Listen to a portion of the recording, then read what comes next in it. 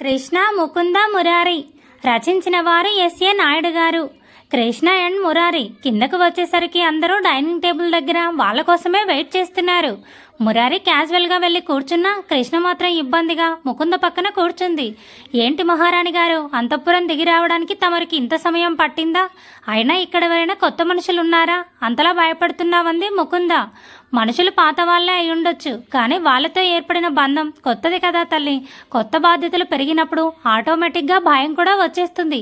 అది సహజమేలే అని చెప్పాడు మహేంద్రవర్మ చిరునవ్వుతో. వరలక్ష్మి కొడుకు మరియు కోడలికి భోజనం వడ్డించింది.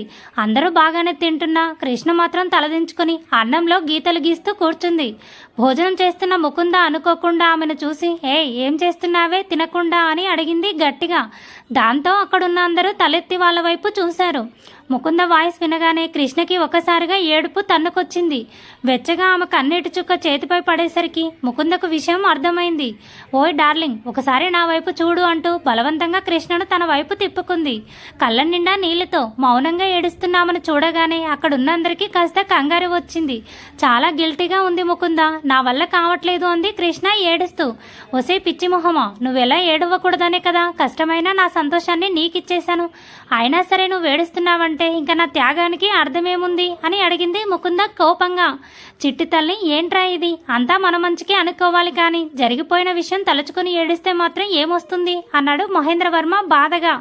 చూడు కృష్ణ, నేను నా హ్యాపీనెస్ నీకు ఇచ్చాను, దానికి బదులుగా ఏదో ఒకటి ఇచ్చి రుణం తీర్చుకోవాలి. అంతేకాని ఇలా నువ్వు ఏడ్చి నన్ను కూడా ఏడ్పించడం కరెక్ట్ కాదు అంది ముకుంద ఆమె కన్నీళ్లు తూడుస్తూ.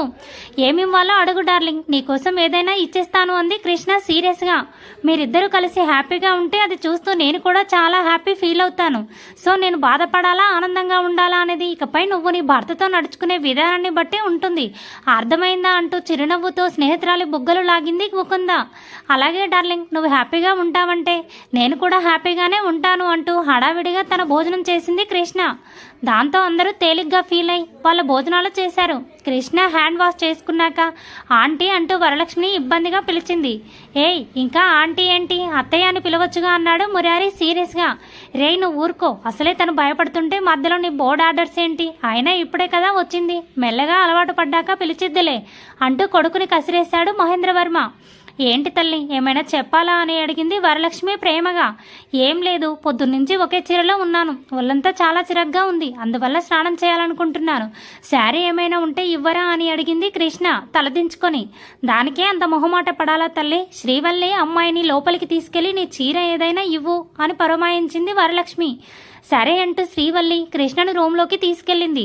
రూమ్లో నిద్రపోవడానికి బెడ్ సదురుకుంటున్న ముకుంద డోర్ చప్పుడు అయ్యేసరికి అటువైపు చూసింది సీరియస్గా చూస్తూ. అర్జున్ నిల్చున్నాడు. ఏంటి అర్జున్, ఇలా వచ్చావు? నాతో ఏమైనా మాట్లాడాలా అని అడిగింది ముకుంద. మధ్యాహ్నం అమ్మ అర్జెంటుగా ఫోన్ చేసి రమ్మంటే ఎందుకో నాకు అర్థం కాలేదు, బట్ ఇంటికొచ్చాక జరిగింది విని నేను చాలా సర్ప్రైజ్ అయ్యాను. మురారి అన్నయ్య కృష్ణని ప్రేమిస్తున్నాడని చెప్పినప్పుడు కాదు, తన ప్రేమ కోసం నువ్వు నీ ప్రేమని త్యాగం చేశావని విన్నప్పుడు నిజంగా షాక్ అయ్యాను. అన్నయ్య మీద అన్ని ఆశలు పెట్టుకున్న నువ్వు తను అడగగానే అంత సింపుల్గా ఎలా ఒప్పుకున్నావు? నువ్వు ప్రేమించిన వాడు వేరే అమ్మాయికి సొంతమయ్యాడు, అదంతా చూస్తూ కూడా ఏమీ తెలియనట్టు ఇంత క్యాజువల్గా ఎలా ఉండగలుగుతున్నావు అని అడిగాడు అర్జున్ సీరియస్గా. చూడర్జున్, పగలు రాత్రి కష్టపడి కోటి ఆశలతో నిర్మించుకున్న మన కలల కోటని కేవలం ఒకే ఒక్క మాటతో చాలా ఈజీగా కూల్చేస్తే ఎలా ఉంటుందో తెలుసా? మనసు అన్న పదానికి ఒక రూపం అంటూ ఉంటే దాన్ని రంపంతో కోసినట్టు అనిపిస్తుంది. నువ్వు అన్నట్టు నాకు మనసులో బాధ ఉంది, నిజానికి అది బాధ మాత్రమే కాదు, అంతకు మించి. అయినా సరే దాన్ని అందరి ముందు చూపించడం నాకు ఇష్టం లేదు, ఎందుకంటే సంతోషాన్ని నలుగురితో పంచుకోవాలి, బాధని ఒంటరిగానే ఫీల్ అవ్వాలి. నేను బాధపడితే అది చూసి ఇంట్లో వాళ్ళు కూడా బాధపడతారు. ఇందాక డైనింగ్ టేబుల్ దగ్గర చూసావుగా, నేనేం లేనట్టు క్యాజువల్గా ఉంటేనే ఆ రాక్షసి వెక్కి వెక్కి ఏడ్చింది. అలాంటిది నేను కూడా బాధపడుతున్నానని తెలిస్తే ఇంకేమైనా ఉందా? అర్జెంటుగా మురారికి విడాకులు ఇచ్చేసి మా ఇద్దరికి పెళ్లి చేసేస్తానని అన్నా అంటుంది అంది ముకుంద నవ్వుతూ. నిజంగా నువ్వు చాలా గ్రేట్ ముకుంద, అందరి కోసం ఆలోచించి గుండెల్లో బాధను కూడా చిరునవ్వు ముసుగులో దాచేస్తున్నావు. నీ లైఫ్లో అన్నయ్య లేకపోవచ్చు, కానీ నేనున్నాను, ఎప్పటికీ ఒక ఫ్రెండ్గా నీతోనే ఉంటాను అని చెప్పాడు అర్జున్ కాన్ఫిడెంట్గా. Thanks for concern Arjun. Good night అంది ముకుంద చిరునవ్వుతో. ఓకే గుడ్ నైట్ అంటూ అక్కడి నుంచి వెళ్ళిపోయాడు అర్జున్. నిద్రపోవడానికి రూమ్కి వచ్చిన మురారి బాత్రూంలో షవర్ సౌండ్స్ వినపడేసరికి కృష్ణ స్నానం చేస్తుందని అర్థమైంది. ఇద్దరం ఒకే బెడ్ మీద పడుకుందామంటే కృష్ణ ఫీల్ అవుతుందేమో, ఎందుకొచ్చిన గొడవ అనుకుని బెడ్ పక్కన కింద కూర్చొని దుపట్టా కూడా వేసుకున్నాడు మురారి. ఆపై బెడ్ మీద కూర్చొని భార్య కోసం వెయిట్ చేస్తూ ఉన్నాడు. కాసేపటికి తలంటు స్నానం చేసి బయటకు వచ్చింది కృష్ణ. అద్దం ముందు నిల్చుని తడి జుట్టు ఆరబెట్టుకుంటున్న కృష్ణను మురారి ఆశ్చర్యంగా చూశాడు. నెమలి వర్ణం రంగు చీరలో బ్యాక్ ఓపెన్ బ్లౌజ్లో తెల్లగా మెరుస్తున్న వీపు భాగం క్లియర్గా కనిపిస్తుంటే సైడ్కి సగం కనిపించినట్టు వయ్యారంగా ఉన్నని సన్నని నడుము మడతలో నీటి బిందువులు ముత్యాలా మెరుస్తున్నాయి. అది చూడగానే గొంతులో తడారిపోయి చేతులు తెలియకుండానే అటువైపు లాగసాగాయి మురారికి. రేయ్ మురారి, వద్దురా, అనవసరంగా చెంచాడు ఆనందం కోసం చెంబడు కష్టాలు కోరి తెచ్చుకోకు. అసలే ఆ రాక్షసి ఫుల్ ఇరిటేషన్లో ఉంది. ఇప్పుడు గనక గెలికావనుకో దొరికిందే ఛాన్స్ అని నీ మీద ఉన్న ఫ్రస్ట్రేషన్ అంతా తిట్టకుండా తిట్టుకుంటుంది. ఎలాగో తనిప్పుడు నీ భార్య, ఇప్పటికైనా ఆనందం నీదే కాబట్టి నీదైనా టైం వచ్చేంత వరకు కాస్త కంట్రోల్ చేసుకోరా అంటూ తనకు తాను కష్టంగా సర్ది చెప్పుకున్నాడు మురారి. తల తుడుచుకొని వెనక్కి తిరిగి చూసిన కృష్ణ తన వైపే తినేసేలా చూస్తున్న భర్తను చూసింది. ఓ ఏంట్రా అలా చూస్తున్నావు అని అడిగింది కృష్ణ అర్థం కాక. అబ్బే ఏం లేదు అంటూ కంగారుగా బెడ్ దిగి ఆల్రెడీ తను పరుచుకున్న ప్లేస్లో పడుకున్నాడు మురారి. అదేంటి బ్రహ్మాండమైన బెడ్ ఉండగా కింద పడుకుంటున్నావని అడిగింది కృష్ణ అనుమానంగా. అంటే కలిసి పడుకుందామంటే నువ్వు తిడతావేమో అని భయపడి కింద పరుచుకున్నాను అంతే అన్నాడు మురారి ఇబ్బందిగా. ఏడ్చినట్టే ఉంది. ఒక్క మాట కూడా అడగకుండా ముద్దు పెట్టినప్పుడు సరాసరి ఇంట్లోకి వచ్చేసి తాళి కట్టినప్పుడు లేని భయం ఇప్పుడు నీ పెళ్ళంతో ఒకే బెడ్ పై నిద్రపోవడానికి వచ్చిందా? ఎక్స్ట్రాలు చేయకుండా నోరు మూసుకొని వచ్చి బెడ్ పై పడుకో. నిజంగా ఆ మాత్రం భయమే ఉండుంటే ఈ రోజు నేను ఇలా ఏడవలసిన అవసరం వచ్చేది కాదు అంటూ చిరాగ్గా బెడ్ పై పడుకుంది కృష్ణ. మురారి కూడా నవ్వుకుంటూ భార్య పక్కనే ప్రశాంతంగా నిద్రపోయాడు. సమయం ఉదయం 8 గంటలు. ఏవేవో ఆలోచనలతో సరిగా నిద్రపట్టకపోవడంతో విసుగ్గా లేచి కిందికి వచ్చింది ముకుంద. కిచెన్లో కాఫీ పెడుతున్న వరలక్ష్మిని ఆంటీ అంటూ ఉత్సాహంగా వెళ్లి వెనక నుంచి చుట్టేసింది. ఏంటి తల్లి, ఈరోజు తొందరగా లేచినట్టున్నావని అడిగింది వరలక్ష్మి చిరునవ్వుతో. నిద్ర పట్టలేదా ఆంటీ, అందుకే లేచాను అంది ముకుంద. సరే, నువ్వు ఈ కాఫీ తాగుతూ ఉండు, నేను వెళ్ళి మిగిలిన వాళ్ళకి ఇచ్చేసి వస్తాను అంటూ వెళ్ళబోయింది వరలక్ష్మి. ఆంటీ ఒక్క నిమిషం, 2 కాఫీలు ఇవ్వండి, కృష్ణ అండ్ మురారికి నేనిస్తాను అంటూ పైకి తీసుకెళ్లింది ముకుంద. డోర్ నాక్ చేద్దామనుకుంటే అది టచ్ చేయగానే తెరుచుకుంది. లోపలికి వెళ్లి చూస్తే బెడ్ మీద కేవలం మురారి మాత్రమే ప్రశాంతంగా నిద్రపోతున్నాడు. బహుశా కృష్ణ వాష్రూంలో ఉందేమో అనుకుంది. ఎంత వద్దనుకున్నా అంత దగ్గరగా మురారిని చూసేసరికి మనసులో ముళ్ళుతో గుచ్చినట్టు సన్నగా బాధ మొదలైంది. అది కన్నీరు రూపంలో బయటికి వచ్చేసింది ముకుందకు. ఫ్రెష్ అయి బయటకు వచ్చిన కృష్ణ కాఫీ కప్పుతో వెనక్కి తిరిగి నిల్చున్న స్నేహితురాల్ని చూసింది. ముకుంద అని కృష్ణ పిలిచేసరికి కంగారుగా కన్నీళ్లు తుడుచుకొని హా అంటూ వెనక్కి తిరిగి చూసింది ముకుంద. ఎంతసేపు అయింది వచ్చి అని అడిగింది కృష్ణ అర్థం కాక. జస్ట్ ఇప్పుడే మీకోసం కాఫీ తీసుకొచ్చాను, నువ్వొకటి తాగి మురారిని కూడా నిద్రలేపి కాఫీ ఇవ్వు అంటూ 2 కాఫీలు కృష్ణకి ఇచ్చేసి కంగారుగా బయటకు వెళ్ళిపోయింది ముకుంద. ఏంటో ఒకడు చేసిన పనికి అందరం సబరవ్వాల్సి వస్తుంది అనుకుని భర్త వైపు చూసేసరికి ముద్దుగా పడుకున్న మురారి కనిపించాడు. నిన్ను చూస్తుంటే కోప్పడాలో లేక ప్రేమించాలో ఏమీ అర్థం కావట్లేదురా, కానీ ఒక్కటి మాత్రం నిజం, నువ్వు చేసింది చాలా పెద్ద తప్పు, దాన్ని మాత్రం ఇప్పుడప్పుడే నేను ఎక్స్క్యూజ్ చేయలేను అనుకుని కాఫీలు పక్కన పెట్టి భర్త చెవి దగ్గరగా తన గాజుల సవ్వడి గలగల ఆడించింది. దాంతో నిద్రాభంగమై చిరాగ్గా లేచిన మురారి ఎదురుగా తన వైపే చూస్తున్న భార్య కనిపించేసరికి తెలియకుండానే చిరునవ్వు నవ్వాడు. నాకు నిద్ర లేకుండా చేసి నువ్వు మాత్రం బాగానే నిద్రపోతున్నావు, కానీ లేచి కాఫీ తాగు అంటూ కాఫీ ఇచ్చింది కృష్ణ. ఊరుకో బంగారం, నీకు నిద్ర లేకుండా నేనేం చేశాను, నువ్వే కదా దానికి ఇంకా చాలా టైం ఉందని చెప్పావు అన్నాడు మురారి కొంటెగా నవ్వుతూ. తను ఒక ఉద్దేశంలో అంటే దాన్ని మురారి ఇంకోలా కన్వర్ట్ చేసుకునేసరికి కృష్ణ కోపంగా ఒక చూపు చూసి అక్కడి నుంచి కిందికి వెళ్ళిపోయింది. మురారి కూడా నవ్వుకుంటూ కాఫీ తాగేసి ఫ్రెష్ అవ్వడానికి వెళ్ళిపోయాడు. హాల్లో పేపర్ చదువుకుంటున్న మహేంద్రవర్మ ఎక్స్క్యూజ్ మీ అన్న పిలుపు విని గుమ్మం వైపు చూశాడు. సోఫాలో కూర్చొని ఏదో ఆలోచించుకుంటున్న ముకుంద కూడా తలెత్తి అటువైపు చూసింది. శ్రీనివాసరావు మరియు అపర్ణ జంటగా నిలుచున్నారు. అరే బావగారు, అక్కడే ఆగిపోయారేంటి, లోపలికి రండు అంటూ కంగారుగా ఆహ్వానించాడు మహేంద్రవర్మ.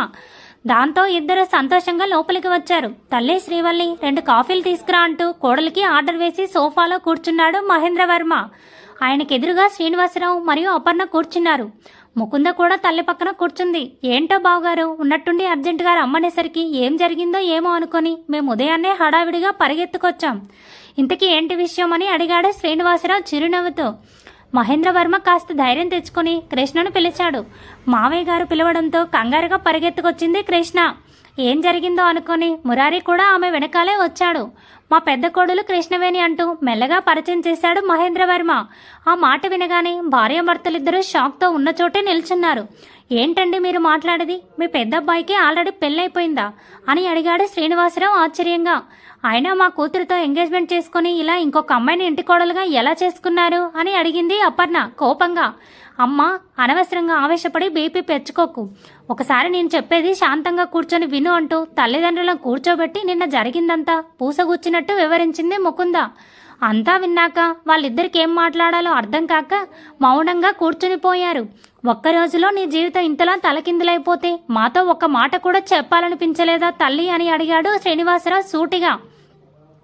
చూడు నాన్న, భర్త కుంటివాడో గుడ్డివాడైతే ఎలాగలా అడ్జస్ట్ అవ్వచ్చు, కానీ ప్రేమ లేనివాడు ప్రేమించలేనివాడు అయితే వాడితో ఎప్పటికీ నేను సంతోషంగా ఉండలేను. అందుకే నేను వాడిని కావ్యకు ఇచ్చేశాను, మనస్ఫూర్తిగా ఇష్టపడే ఇచ్చేశాను అంది ముకుంద సీరియస్గా. బావగారు, మీ అమ్మాయికి మీ కుటుంబానికి తీరని నష్టం కలిగింది. పరిస్థితులు ఏవైనా దానికి పూర్తి బాధ్యత నా కొడుకుదే. వాడి జీవితంపై వాడికి సరైన అవగాహన లేక ఇలా తొందరపడి ఇద్దరు ఆడపిల్లల్ని ఏడిపించాడు. మీకు జరిగిన నష్టాన్ని ఎలాగో పూడ్చలేను, కనీసం ఇంటికి పిలిచి మనస్ఫూర్తిగా క్షమాపణ అడిగితేనైనా నా మనసు కుదుట పడుతుందేమో అనిపించి మిమ్మల్ని రమ్మన్నాను అని చెప్పాడు మహేంద్రవర్మ బాధగా. తను చేసిన తప్పుకు తండ్రి అలా క్షమాపణ అడగడం మురారి తట్టుకోలేకపోయాడు. సరాసరి వెళ్లి వాళ్ళ కాళ్ళపై పడిపోయాడు. నా వల్ల జరిగిన తప్పుకు మీరు నన్ను క్షమించండి అంకుల్ అంటూ బాధగా తల వంచాడు. మురారి సడన్ గా అలా చేసేసరికి కంగారుగా దూరం జరిగి ఇద్దరూ మౌనంగా ఉండిపోయారు. సరే తల్లి, అంతా అయిపోయిందిగా, ఇంకా ఎందుకు ఇక్కడ, బట్టలు సర్దుకో, మనం ఇంటికి బయలుదేరదామన్నాడు శ్రీనివాసరావు సీరియస్గా. లేదు నాన్న, నేను ఎక్కడికి రావాలనుకోవట్లేదు. నా మనసులో మురారి ఆలోచన పూర్తిగా పోయేంత వరకు, నేను మళ్ళీ మునపటి ముకుందలా మారేంత వరకు నేను ఇక్కడే ఉంటాను అంది ముకుంద కాన్ఫిడెంట్గా. వసే పిచ్చిదానా, ఇంకా ఏం మిగిలిపోయిందనే ఈ పరాయి వాళ్ళ ఇంట్లో పడుంటాను అంటున్నావు అని అడిగింది అపర్ణ కోపంగా.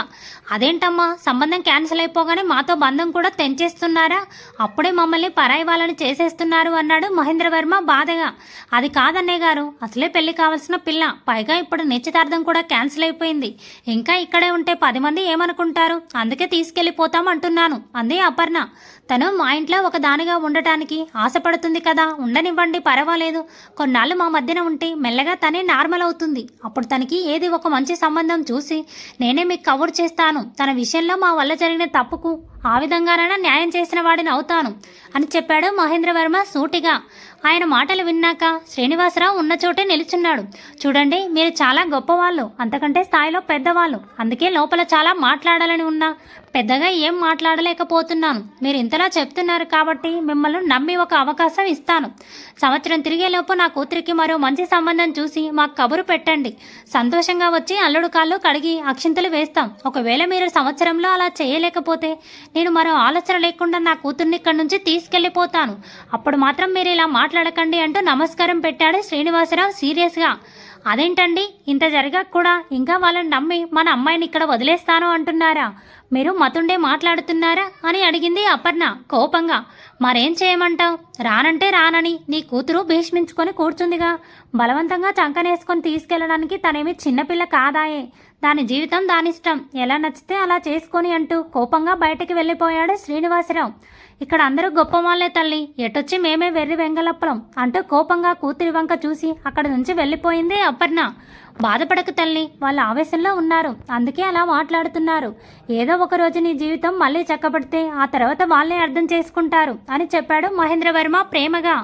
ముకుంద బాధగా తన రూమ్కి వెళ్ళిపోయింది. కృష్ణ కూడా కోపంగా భర్త వంక చూసి రూమ్కి వెళ్ళిపోయింది. మురారి భార్య వెనకాలే వెళ్ళాడు. బెడ్పై బాధగా కూర్చున్న కృష్ణ భర్తని చూసి కోపంగా నిల్చుంది. చూసావా, నువ్వు చేసిన ఎదవ పని వల్ల ఎంతమంది బాధపడుతున్నారో చూసావా? అందుకే పదే పదే మొత్తుకున్నాను మనసు మార్చుకోమని, నువ్వు వినలేదు. ఇప్పుడు చూడు, ఏ ఒక్కరూ ప్రశాంతంగా లేరు అందే కృష్ణ కోపంగా. చూడు బంగారం, వాళ్ళ బాధలో అర్థం ఉంది, నీ కోపంలో కూడా అర్థం ఉంది. అలాగని నా ప్రేమ తప్పు అంటే మాత్రం నేను ఒప్పుకోను అంటూ బెడ్పై ఉన్న తన ఫోన్ తీసుకొని సీరియస్గా బయటకు వెళ్ళబోయాడు మురారి.